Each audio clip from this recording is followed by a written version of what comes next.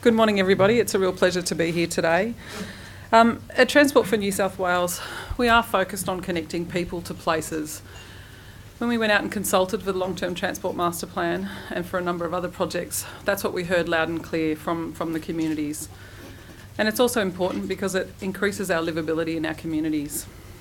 In the last 12 months, Transport have been firmly focused on delivering better walking and cycling outcomes for the people of New South Wales. And today I'd just like to give you a little bit of an overview of what we are doing to deliver on the New South Wales Government's commitment to active transport. There have been a range of significant achievements in active transport over the last year or so, and some of the highlights have included co-hosting the Walk 21 conference. We also hosted the Australian Bicycle Council meeting in the week of Walk 21 to discuss how we can collaborate nationally for better cycling outcomes. During that same week, my secretary Dave Stewart chaired the first active transport roundtable meeting in a whole of government approach to delivering on these outcomes. We developed and rolled out new funding guidelines for our walking and cycling programs so that we could align our program delivery with our strategic intent. We continue to work closely with Roads and Maritime Services, and we've collaborated with our other delivery partners, including local government, which saw a massive increase in applications for funding this year. We continue to deliver on our funding programs. We've improved walking and cycling access to our transport services through the Transport Access Program, and we've delivered safety strategies for walking and cycling.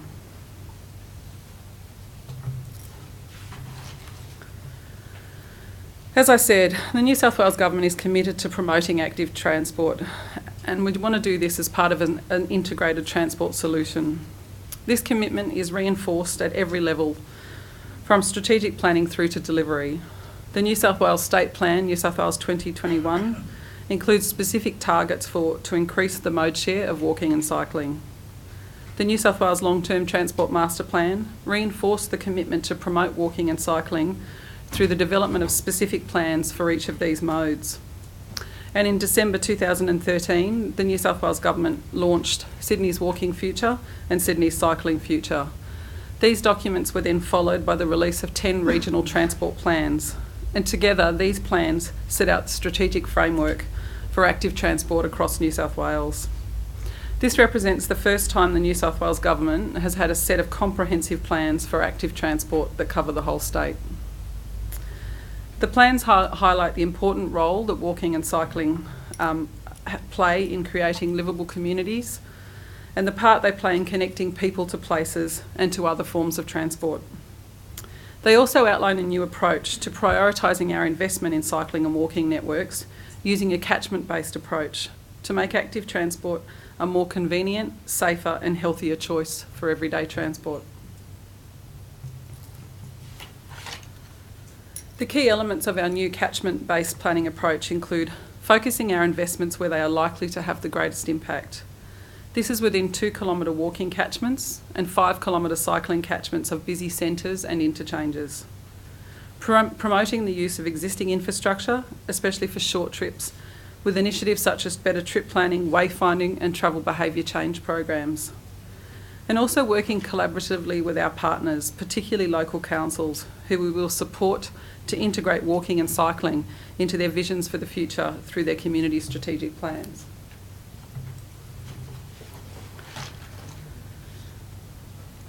Our funding program for the active transport area is significant and has been directly aligned to support our strategic objectives and our plans. We're delivering across the active transport program across 5 streams. Within the walking program, the Walking Communities stream funds both regional and metropolitan projects to better connect walking infrastructure and programs to encourage walking. This is through a mix of 50-50 partnership funding with local councils and 100% funding for New South Wales priority projects. The Pedestrian Bridges stream is 100% funded by the government to develop and build pedestrian bridges. Within the cycling program, there are 3 streams. Connecting Centres is also a 50-50 partnership funding with local councils for regional and metropolitan areas to connect and develop infrastructure to encourage cycling. The priority cycleway stream is a 100% government funded stream to deliver on the government commitment to strategic cycleways as stated in Sydney's Cycling Future, and it applies to metropolitan areas. We also have a cycling town stream, another 100% government funded stream for regional centres to encourage cycling and connecting up major land uses, complemented by council funded initiatives in those areas.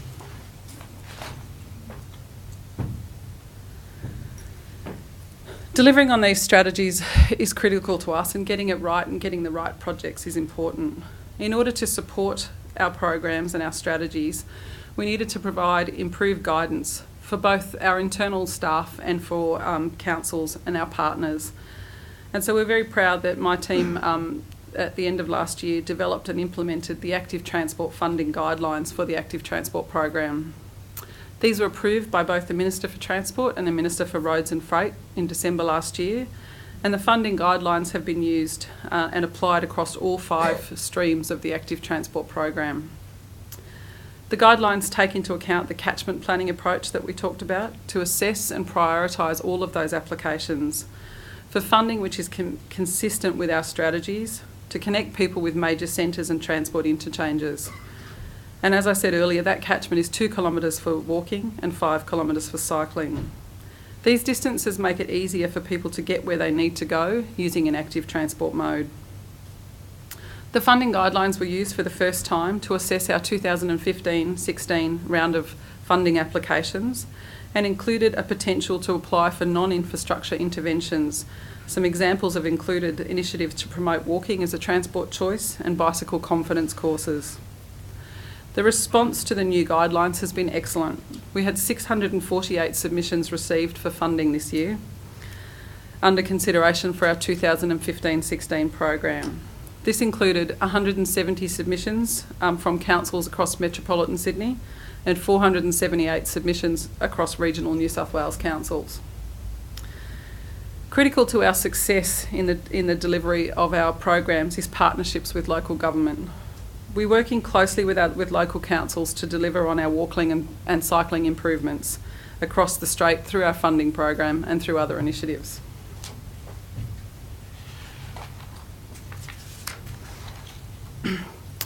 I'd like to take you through some of the broad range of active transport projects that have been a focus for us for delivery over the last year and for the coming year.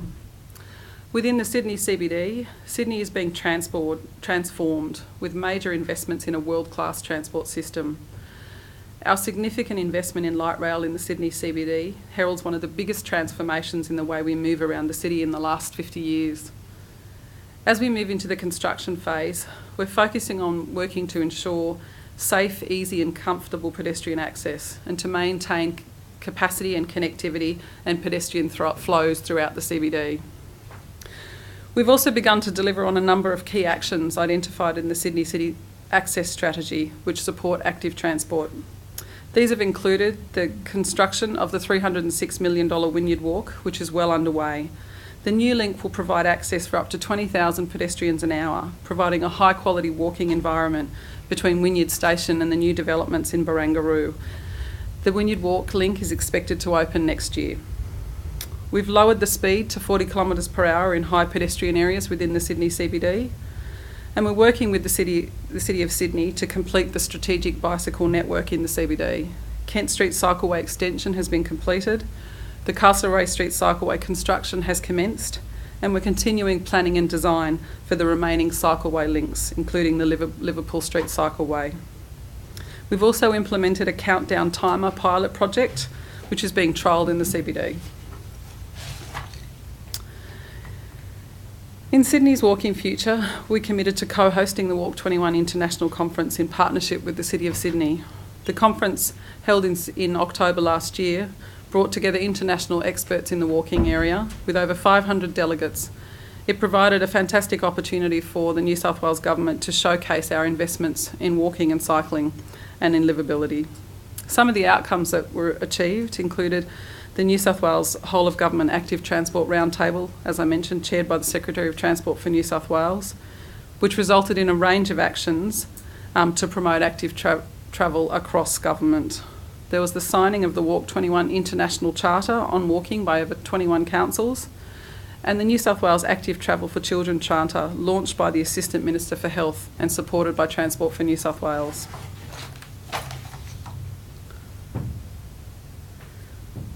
We're also delivering walking projects across the broader metropolitan Sydney area. Some of our achievements have included a significant proportion, over 3/4 of the $770 million investment in the Transport Access Program will benefit pedestrians. By improving access and amenity around our transport interchanges through excellent design and the provision of facilities, including lighting, CCTVs, better security, undercover areas, seating and better pathways.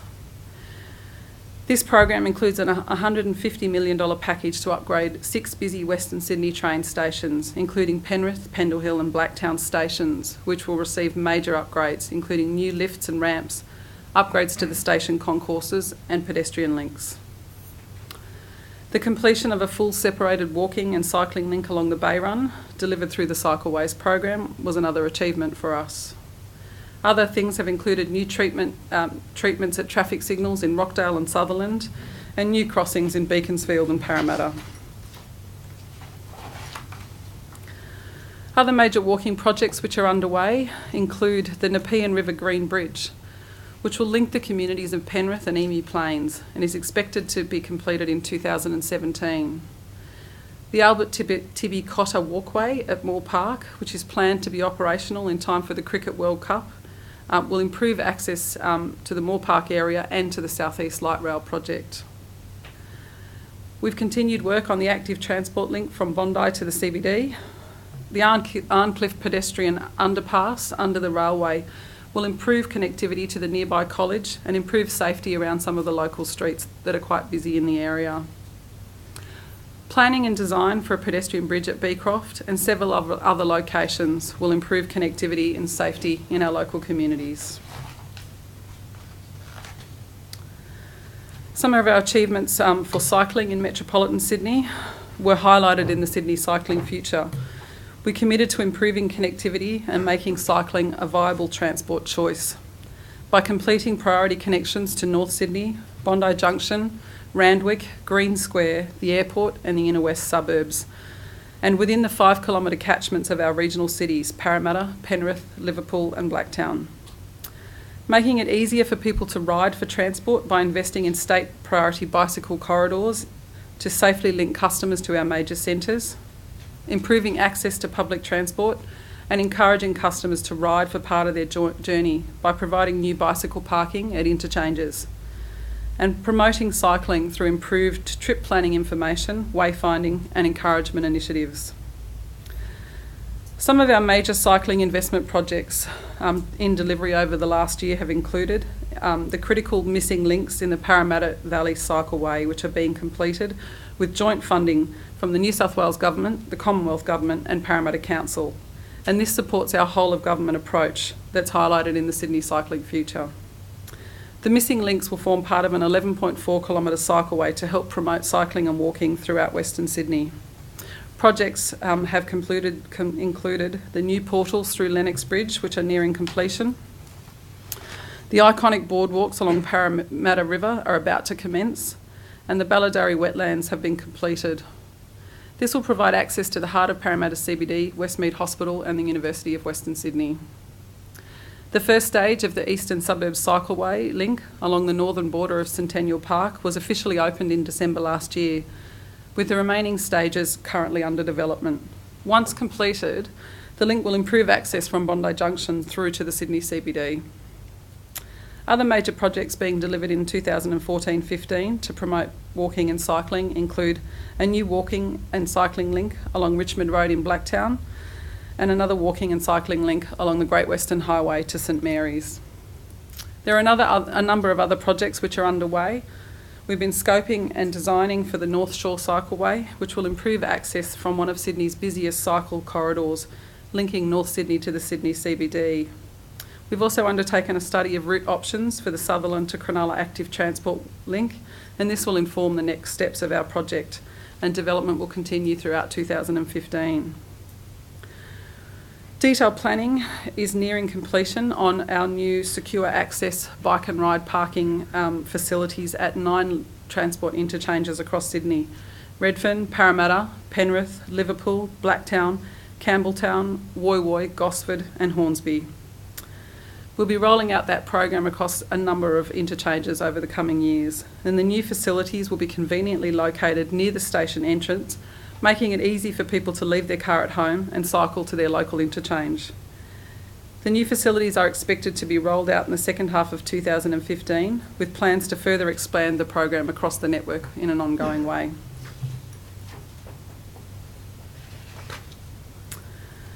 Across regional New South Wales, there's been an allocation of over $9 million to the Walking Communities program in 2014-15, with 146 projects delivered across the state. Just to name a few, some of these included new treatments at signals in Wollongong and crossings in Newcastle, traffic signals at Bateman's Bay, delivered in partnership with Eurobodalla Shire Council, and a range of pedestrian improvements in the Northern Tablelands with Glen Innes Severn Council. Under the TAP program, we are implementing major station upgrades at Albury with pedestrian crossings and disability compliant facilities, and at Wagga Wagga with CCTV and lighting to improve pedestrians' personal security, as well as accessible paths and parking. The New South Wales Government has also recently announced it has been able to finalise the scope and fast-track our tender process for a major access upgrade at Wentworth Falls. There's been a development of a walkability index for the state to help guide our planning and investment for livability and local places and spaces. Completing the next phase of the Safety Around School program will see us by the end of 2015, with every school in New South Wales having a set of flashing lights. Delivering cycling projects across regional New South Wales. We'll be selecting 2 towns for funding under the new Cycling Towns initiative. The Cycling Towns program was identified as an action in the 10 regional transport plans. The aim of the program is to increase cycling mode share by focusing the delivery of cycle infrastructure to encourage bike riding in regional centres. Cycling towns are partnerships between the New South Wales Government and local councils and require strong commitment from our local government partners to maintain the infrastructure and carry out the promotional activities. Successful cycling towns must demonstrate a strong cycle catchment in terms of connecting people to their major destinations. In 2015 and beyond, we'll continue to work with our whole of government partners to support the actions that promote active transport and to integrate transport and strategic land use planning. With more customers walking and cycling every day, our investments in active transport will contribute to more livable communities by reducing the burden of road congestion, freeing up capacity on public transport, and creating socially connected communities that people want to visit, work and live in. We will continue to deliver on the core elements of our cycle and walking strategies to connect, engage and promote active transport in New South Wales. Thank you.